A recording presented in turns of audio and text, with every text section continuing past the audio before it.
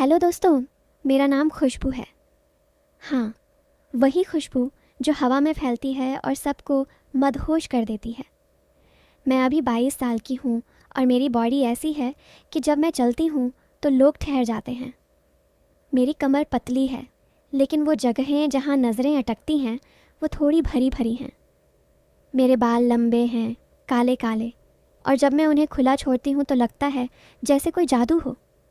मेरी आंखें बड़ी बड़ी हैं और होंठ ऐसे कि मुस्कुराहट से ही दिल जीत लें। मैं एक छोटे से गांव में रहती हूँ, लेकिन शहर की लड़कियों से कम नहीं हूँ। अब आप सोच रहे होंगे कि मैं इतनी खुलकर क्यों बता रही हूँ, क्योंकि आज मैं अपनी एक कहानी सुनाने वाली हूँ जो मेरी ज़िंदगी का एक हिस्सा है। ये कहानी अंकित की है और मेरी, लेकिन इसमें कुछ ऐसा है जो आपको सोचने पर मजबूर कर देगा। चलो शुरू करते हैं। ये बात उन दिनों की है जब मैं कॉलेज में नई नई आई थी।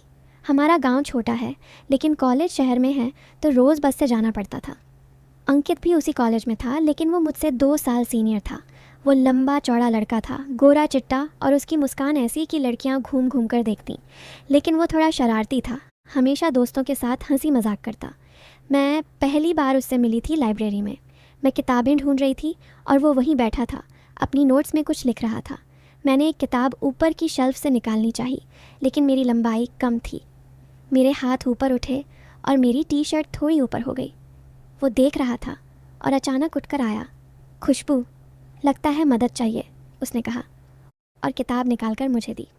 उसकी आंखें मेरी तरफ थीं, लेकिन वो मुस्कुरा रहा था। मैंने थैंक्स कहा और वो बोला, अरे कोई बात नहीं, वैसे तुम्हारी खुशबू आज कुछ ज़्यादा ही फैल रही है। मैं हंस पड़ी, लेकिन सोचा कि ये डबल मीनिंग तो नहीं। खुशबू मेरा नाम है, लेकिन वो शायद कुछ और कह रहा था। खैर, मैंने इग्नोर किया और चली गई। लेकिन उस दिन से वो मुझे हर जगह नज़र आने लगा। अगले दिन क्लास के बाद मैं कैंटीन में बैठी थी, चाय पी रही थी। अंकित आया और मेरे सामने बैठ गया। खुशबू, क्या मैं ज्वाइन कर सकता हूँ, उसने पूछा। मैंने हाँ कहा। हम बातें करने लगे अपनी फैमिली के बारे में, कि उसके पापा किसान हैं और वो इंजीनियरिंग करना चाहता है। मैंने भी बताया कि मैं आर्ट्स की स्टूडेंट हूँ और घर में मम्मी पापा के साथ रहती हूँ। बातों बातों में वो बोला, तुम्हारी आंखें कितनी गहरी हैं, इनमें डूबने का मन करता है। मैं शर्मा गई, लेकिन लगा कि ये थोड़ा फ्लर्ट है। लोग तो सोचेंगे कि ये रोमांस की शुरुआत है, कुछ आगे होगा। लेकिन मैंने सोचा शायद वो सिर्फ कॉम्प्लीमेंट दे रहा है। हमारी बातें लंबी चलती रहीं।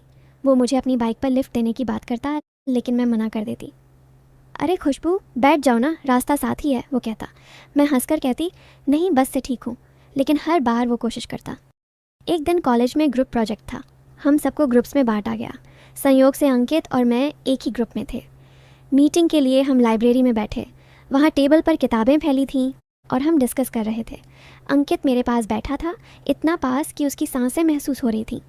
खुशबू, ये पॉइंट अच्छा है, लेकिन थोड़ा और डीप जाना चाहिए, वो बोला, और उसकी उंगली मेरी नोटबुक पर थी, लेकिन मेरी उंगली से छू गई।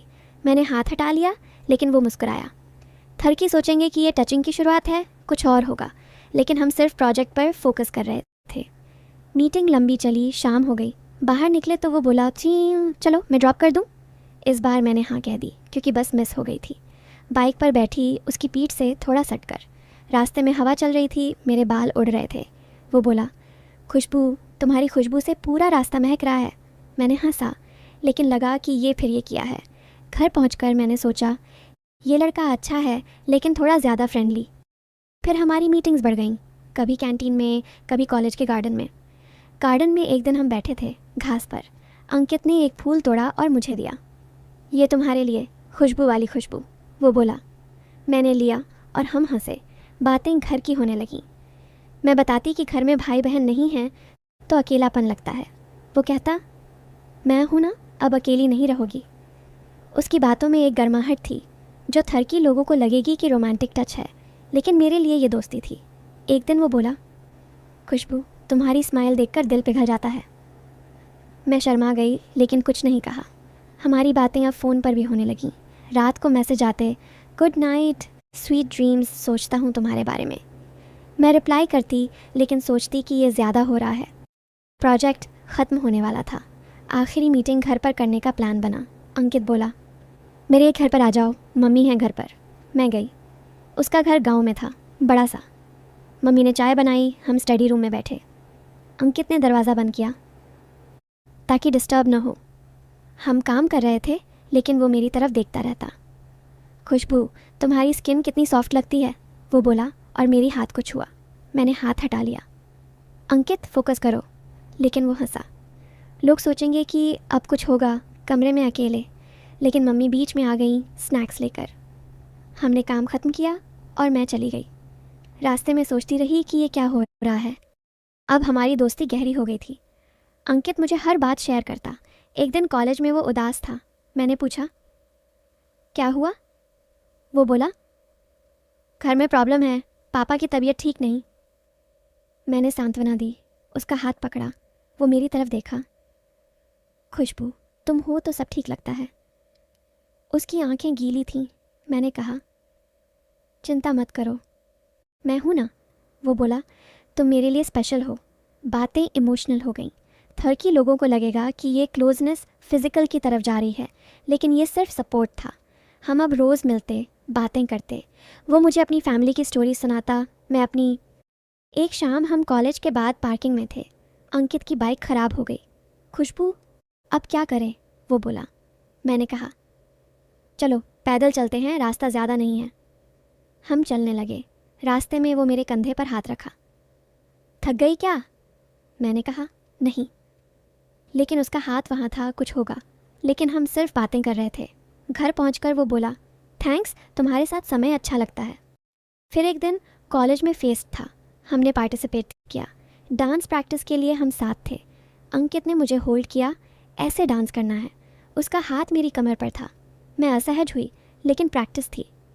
खुशबू, तुम्हारी मूवमेंट्स कितनी स्मूथ हैं, वो बोला। लेकिन मैंने इग्नोर किया। फेस्ट में हमने परफॉर्म किया, सबने ताली बजाई। बाद में पार्टी थी। अंकित बोला, चलो एक कोने में बैठे। हम बैठे। वो मेरे करीब आया। खुशबू, मैं तुम्हें पसंद करता हूँ, वो बोला। मैं चौंक गई। लोगों को लगेगा कि अब कन्फेशन है, रोमांस शुरू। लेकिन मैंने कहा, अंकित, हम दोस्त हैं ना? वो बोला, हाँ, लेकिन इससे ज़्यादा। मैंने सोचा, क्या करूँ? बातें अब सीरियस हो गईं। अंकित रोज़ कहता कि वो मेरे बिना नहीं रह सकता। मैं उसे समझाती, देखो हमारी दोस्ती अच्छी है, लेकिन लव वगैरह। वो बोला, खुशबू, तुम्हारी बॉडी और सोल दोनों मुझे आकर्षित करती हैं। ये सुनकर लगा कि थोड़ा ज़्यादा है, लेकिन शायद वो इमोशनल है। मैंने समय मांगा। हमारी मीटिंग्स जारी रहीं। एक दिन वो मुझे अपने फार्म हाउस पर ले गया, बस घूमने। वहाँ खेत थे, हम घूमे। वो बोला, यहाँ अकेले में बात कर सकते हैं। हम एक पेड़ के नीचे बैठे। उसने मेरा हाथ पकड़ा। खुशबू, मैं तुम्हें छूना चाहता हूँ, लेकिन सिर्फ दिल से। लेकिन मैं समझ गई कि वो सीरियस है। लेकिन कुछ नहीं हुआ। हम सिर्फ बातें की। समय बीतता गया। अंकित की फैमिली प्रॉब्लम सॉल्व हो गई। वो खुश था। हमारी दोस्ती अब और मजबूत थी। लेकिन मैंने नोटिस किया कि वो बदल रहा था। वो अब कम फ्लर्ट करता, ज़्यादा केयर करता।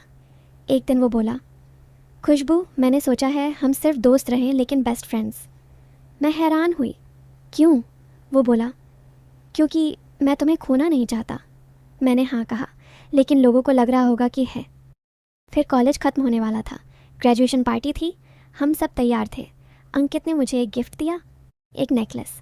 ये तुम्हारे लिए, खुशबू की तरह चमकदार। मैंने पहना। पार्टी में हम डांस किए, लेकिन सिर्फ ग्रुप में। बाद में वो बोला, खुशबू, एक सीक्रेट है। मैंने पूछा, क्या? वो बोला, मैं तुम्हें पसंद करता था, लेकिन अब समझ गया कि असली खुशबू दोस्ती में है। मैं शादी करने वाला हूँ अपनी कज़िन से। मैं चौंक गई। क्या?